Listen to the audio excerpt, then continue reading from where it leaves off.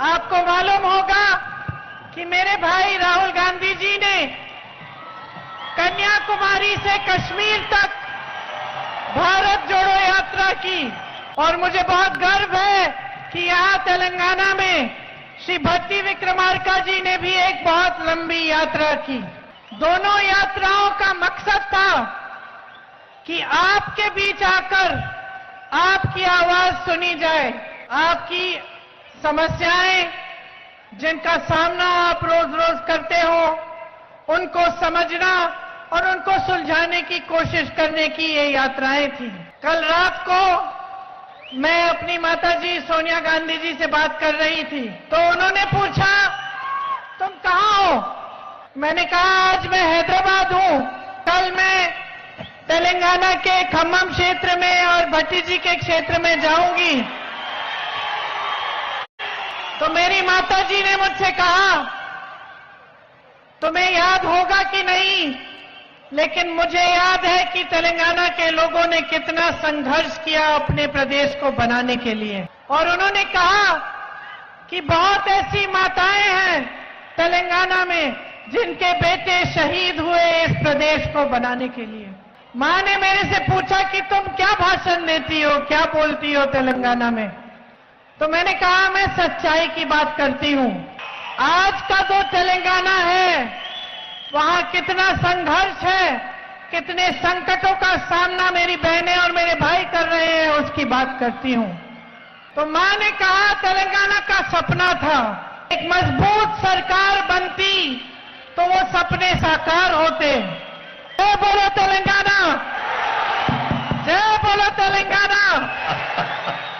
तो मैं कह रही थी कि मेरी माताजी मुझे बता रही थी कि आपका एक सपना था कि एक अच्छी सरकार बने जो आपके लिए काम करके दिखाए, ताकि आपका जो प्रदेश है जिसके लिए आपने खूब आंदोलन किया, संघर्ष किया, वो एक सुंदर और एक खुशहाल और एक मजबूत प्रदेश बन पाए। तो मां मां होती है, इसलिए एक और बात कही कि जो तुम जनता को बोलती हो, जिन गारंटीज की बात करती हो, उनको पूरा करना बहुत जरूरी है। तो मैंने मां से कहा कि हमारे सभी नेताओं ने संकल्प लिया है कि जो गारंटी हम आपके सामने लाए हैं उनको पूरा करके दिखाएंगे। कल मैं एक बहन के घर गई थी और उससे बातचीत हो रही थी। हमारी गाड़ी रुकी थी, सड़क के साथ में ही एक छोटा सा घर था। तो मैंने देखा एक बहन और उनके पति वहां खड़े हैं, तो मैं अंदर चली गई बातचीत करने के लिए। उन्होंने मुझे अपना घर दिखाया और बताया कि अभी तक घर पूरा नहीं हुआ है क्योंकि बीआरएस ने कहा था कि कुछ पैसे दिलवाएंगे, लेकिन वो पैसे किसी को मिले नहीं। खुद उन्होंने अपने पैसों से अपने आप एक सुंदर सा घर बनाया। मैंने पूछा किसको वोट देंगी, तो उन्होंने कहा कांग्रेस को दूंगी। मुझे खुशी हुई, लेकिन मुझे दुख भी होता है कि आजकल जो आपके प्रदेश में राजनीति चल रही है वो अपने वादों को भूल गए, जो आपको सपने दिखाए थे उनको भूल गए और ऐसी राजनीति उन्होंने चलाई, ऐसी सरकार चलाई जिससे सिर्फ उन्हीं नेताओं का फायदा हुआ, अमीरों का फायदा हुआ, लेकिन मेरे गरीब भाई बहनों, मेरे किसान भाई बहनों, नौजवान भाई बहनों का कुछ फायदा नहीं हो पाया। आजाद भारत की जो राजनीति में जो परंपरा है वो महात्मा गांधी जी ने शुरू की। महात्मा गांधी के बाद कांग्रेस के जितने भी नेता रहे, चाहे वो जवाहरलाल नेहरू जी थे, शास्त्री जी थे, इंदिरा जी थी, राजीव जी थे, सोनिया जी, मनमोहन सिंह जी, जितने भी नेता रहे वो एक बात को बहुत अच्छी तरह समझते थे। और वो एक बात जो ये सब नेता समझते थे वो ये है कि इस देश में जनता सर्वोपरि है, जनता से बड़ा कोई नहीं है। लेकिन अफसोस की बात है कि आज जो नेता आपके प्रदेश की सरकार चला रहे हैं वो इस बात को भूल गए हैं। और जो मोदी जी की सरकार केंद्र में चल रही है बीजेपी की, उसके नेता भी ये बात पूरी तरह से भूल गए हैं। तो जब मैंने अपनी मां से कहा कि मैं सच्चाई की बात करती हूं और जो आप संकटों का सामना कर रहे हो उनकी बात करती हूं, तो मैं आपसे कहना चाहती हूं कि मैं जानती हूं कि यहां का किसान परेशान है।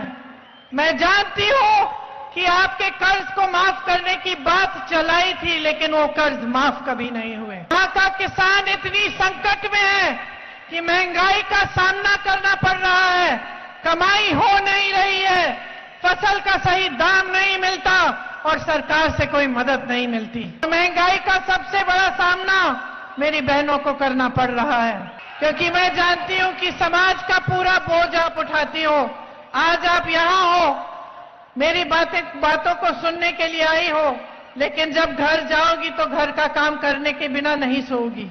मैं जानती हूं कि जिस दिन दिहाड़ी की कमाई नहीं आती, जिस दिन के खेती से कमाई नहीं होती, उस दिन आप तब तक नहीं सोती जब तक आपने सबको खिलाया। अगर आपको भूखा सोना पड़े तो आप भूखा सोती हैं। आप चाहे खेती में काम करती हो, चाहे जॉब करती हो, चाहे कुछ भी काम करती हो, लेकिन घर आके आप अपने बच्चों की परवरिश भी करती हो और पूरे परिवार का देखभाल करती हो। एक मां के लिए बच्चे के भविष्य से बढ़कर और कुछ नहीं होता। आप मेहनत अपने बच्चों के लिए करती हैं, आप चाहती हैं कि वो मजबूत बने, उनको अच्छा रोजगार मिले, उनका भविष्य अच्छा बने। तो जब फीस नहीं भर पाती या जब पाठशाला के लिए बच्चों के लिए कुछ किताबें या यूनिफॉर्म नहीं खरीद पाती, या फिर बच्चों के लिए मार्केट जाके कुछ लेना है वो नहीं खरीद पाती, तो दिल पे चोट लगती है।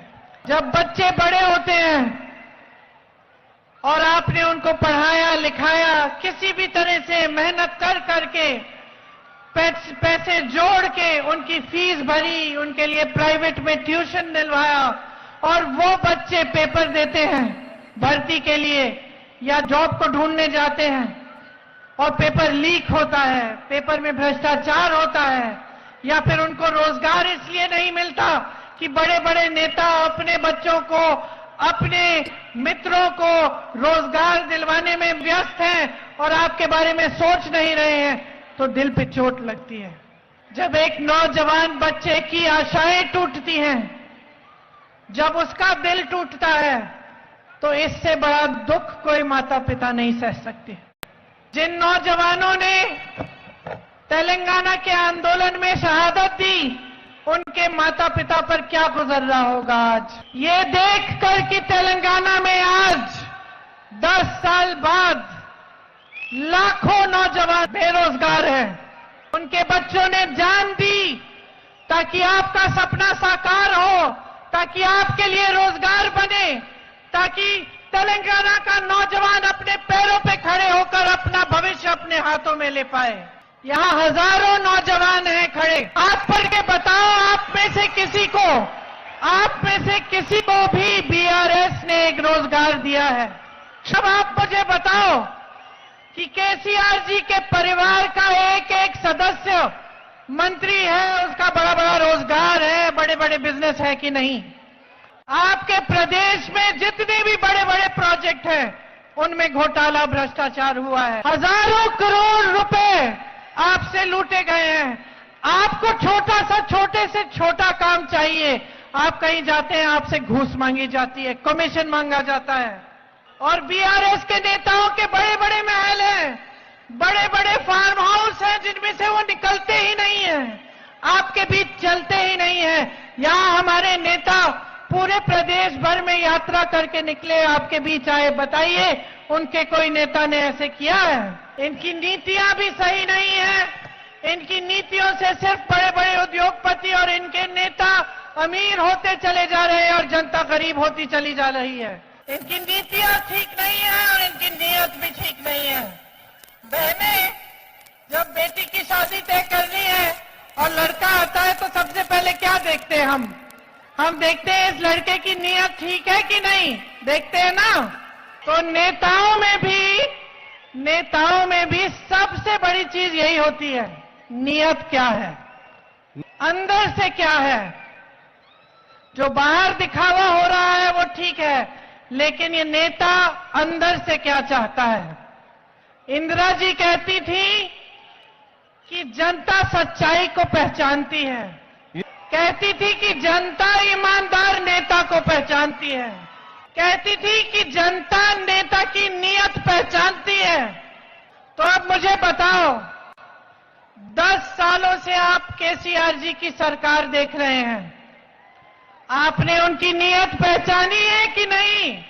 किसी भी हालत में सत्ता में रहना है, सत्ता में रहकर अपने लिए, अपने परिवार के लिए, अपने नेताओं के लिए जितनी संपत्ति इकट्ठी कर सकते हैं उतनी करनी है। जनता को तभी याद करना है, जनता को तभी याद करना है जब चुनाव आता है। जब चुनाव आता है तो जो स्कीम जनवरी में होनी चाहिए उसको एडवांस में अभी से देना शुरू। मेरी बहनें, महंगाई का सामना करने के लिए आपको 2500 रुपए प्रति माह आपके खाते में जाएंगे, आपको 500 रुपए में सिलेंडर मिलेगा और आपको तेलंगाना में कहीं भी जाना हो बस की यात्रा मुफ्त में मिलेगी।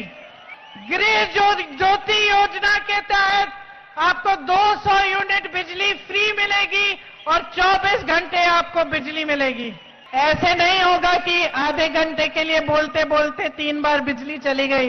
इंद्रम्मा इंड्लू स्कीम के द्वारा जब आप घर बनाना चाहेंगे तो आपको जमीन मुफ्त में मिलेगी और 5 लाख रुपए मिलेंगे घर बनाने के लिए। राज्य आरोग्य स्कीम बनेगी, राज्य आरोग्य श्री, इसमें आपको 10 लाख का हेल्थ इंश्योरेंस मिलेगा। इसका मतलब है 10 लाख तक आपका इलाज फ्री में होगा। बुजुर्ग माताओं और भाइयों के लिए 4000 रुपए प्रति महीने मिलेगा।